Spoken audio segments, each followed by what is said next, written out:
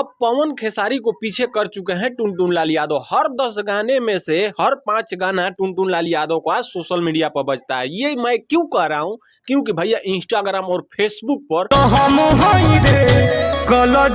और ना जाने किसी किसी सोशल मीडिया पर टुनटुन लाल यादव छाए हुए हैं। रंगदारी गाना कैसा गाया जाता है ये टुनटुन लाल यादव अपने गाने से बता चुके हैं। ग्राउंड लेवल पर क्या बजता है ये टुनटुन लाल यादव अच्छी तरीके से जान गए हैं। खेसारी लाल यादव और पावर स्टार पवन सिंह का ये जोड़ और तोड़ निकाल चुके हैं कि रंगदारी गाना अगर गाना है और ग्राउंड लेवल पर बजाना है तो टुनटुन लाल यादव से सीखना पड़ेगा।